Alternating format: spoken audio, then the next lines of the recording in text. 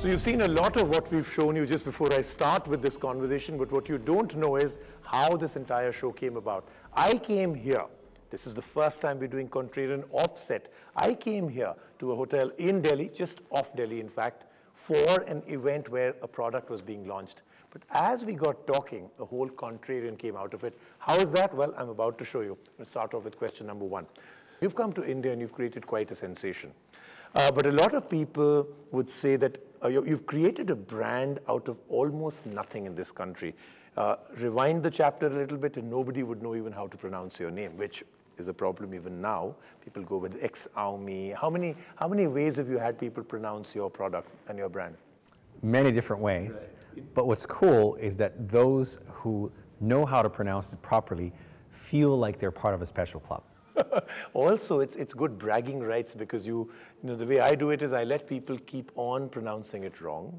And the whole conversation carries on and on and on till I finally say it at the end saying, by the way, all four of you don't even know how to pronounce the name. So that gives you a feel good that, at least you know how to pronounce it. And you're in the special club, of course. Exactly. But having created this, do you believe that this is a sustainable way of creating a brand in a country like India? Because India is very conventional in terms of the brands that they actually go with honestly and very dedicatedly. But your brand has been completely exceptional. People didn't know about it. A lot of hype and buzz, a lot of headline news, lot of creation created this brand. Is that sustainable in a country like India? So I actually think that the way we go about creating a brand is potentially more sustainable than the traditional way. In the traditional way, a brand is created through, advertising, through media, through visual stimulation, and so on and so forth. You become attached to something that you see or hear about without necessarily really thinking about it, really internalizing, choosing to be part of it. The way we build a brand is about community. It's about fans. It's about a certain type of passion that starts with the geeks, of course, that I actually think is much more profound. But in India, a lot of people would say it's not the geeks and the nerds that made the brand for you. It was the way you presented the brand, because it's a lot about the headlines that you made in other countries. Sold out in so many seconds, so many people went in, the website completely got inundated, we don't have enough product, we have too much demand. It got created by the very idea of herd instinct. Is that the right way that you would be able to sustain the brand here? Because suppose those shocking headlines don't come anymore for you. You become a brand that is selling in huge numbers, but you're not selling out in 3 seconds. Then can you still sustain the brand? I think so, and it's an evolutionary process. We start with the shocking news, with the buzz that you've mentioned about this sort of high desirability of the product that perhaps is very hard to get. That may be how we initially got some traction, admittedly, but over time, it's the fact that people really like these products, the fact that they want to buy the next version, the fact that they like it enough to recommend it to their relative or to their friend. That creates this word of mouth that sustains us. And if you look at other markets where we've been for longer, today what keeps us at top of mind for these fans, as we call them, is not the shocking headlines. They are still there, by the way, but it's a really profound and legitimate loyalty that people have because they like the product. They enjoy the experience. One of the biggest claims that your company, Xiaomi, has always been made, you've always said it, and you said it right now, that we're all about community building. Now, your community in India is constantly saying that the way you're selling the phone is great for you as a company to build a brand, those shocking headlines, great marketing, incredible hype and buzz. But it's not necessarily a good customer experience for those that are buying it. That almost panic that they're going through. It opened only for 3 seconds, 4 seconds, it's gone. Damn, I didn't get it. That couldn't be good for both the human body as well as the heart, for sure, right? But you continue to still sell in flash sales rather than a more sustainable way where I can get a better buying experience and then a better product which I use.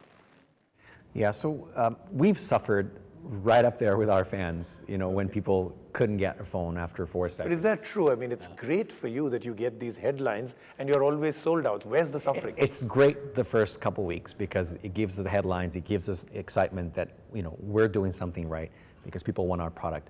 But after a while, it's not fun anymore because people complain. And you know, some people literally call our call center and they're crying because they can't get it and because someone wanted to get it for their girlfriend or for their sister or for whatever it might be.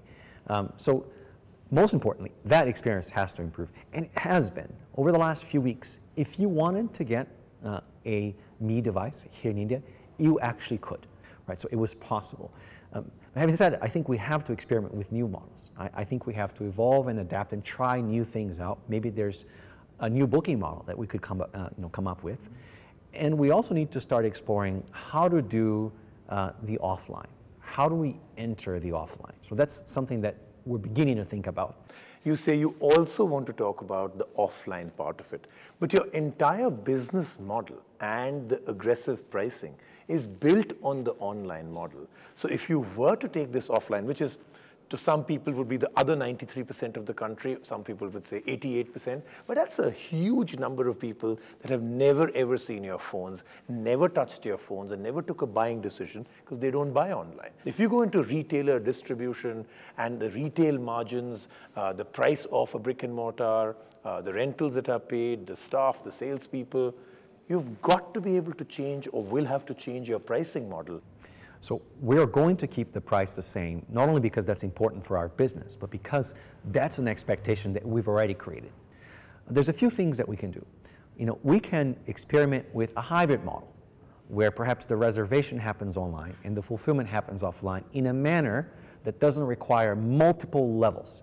Another approach is to consider the fact that the products that we're selling are not limited to the smartphones themselves, which we sell pretty much at cost or near cost at all times, and we want to keep it that way.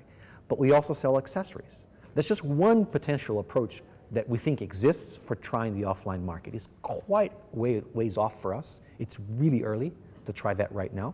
But that's just one example of where I think it could work. And the cool part about doing this talk with you is that every time I ask you a question, a part of your answer is exactly my next question. So again, I'm going to take the one thing that you said. You said that you sell the product almost at cost or maybe even below or just above, somewhere. I mean, it's somewhere there, right? Now, to most companies, that in itself would be the most uncomfortable thing to talk about. But in an interview with me before, you've already said it, and you're saying it again today.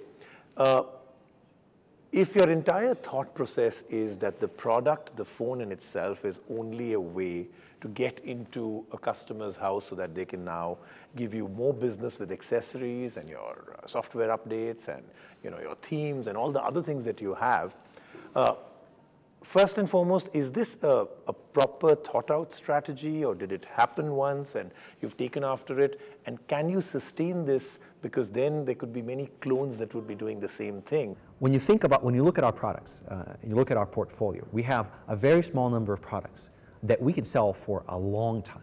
We just discontinued a product called Mi 2, which we sold for over 2 years. And we only stopped manufacturing it because some of the parts were no longer available. So we couldn't make it anymore because there was still demand for it. When you look at a product like this and you look at the cost of all the components over time, right, it's actually possible to make a little bit of money if you sell it for a long time, right? So that is a very acceptable, viable business to have. It's how Amazon operates, by the way. They run on very, very low margins, and many other companies do successfully, right? If you attach to that a premium services strategy where we make a little bit of money from software or from services, for example, perhaps accessories on top of that, hardware and software accessories, we can actually have a phenomenal business. So I'm going to wrap it up with two quick fire questions. So the first one is, I hear that you're going international, but you're going to go for more markets, like for instance, Brazil before the US. Is that just because it's hometown, so you want to make sure that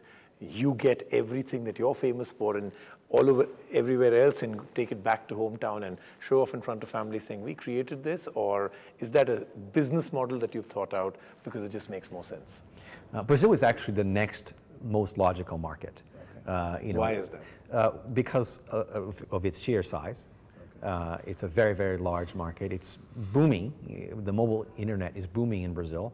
And products in Brazil are so expensive. There's no good reason why it should cost so much more in Brazil to buy a smartphone than it costs in India or in the US or in China. While you've gone through a controversy here in India with the whole Indian Air Force thing, and you've buried it, so we won't talk too much about it, but it does bring up a very interesting perspective, and that is that because you'll always have the China syndrome, which is you'll always be stamped as a Chinese company looking towards expanding to the rest of the world, you will constantly go through these things. Is that something you'll be able to do something about? Yeah, I think you're right, and I don't think this is the first or last controversy that we'll see here in India. You know, to us and to me in particular, with the experience I have working in software companies, you know, when it comes to privacy, when it comes to your relationship with users as it pertains to their personal data, you just have to build trust. And building trust takes forever, right? It's like being in a relationship, and we are and will continue to be in a relationship with our fans. And we will show to them with gestures over time that they can and should trust us. You know, some insurmountable problems have been surmounted by you, so congratulations, and we'd love to see what you do in the future. Many thanks, and it's a real honor to be here.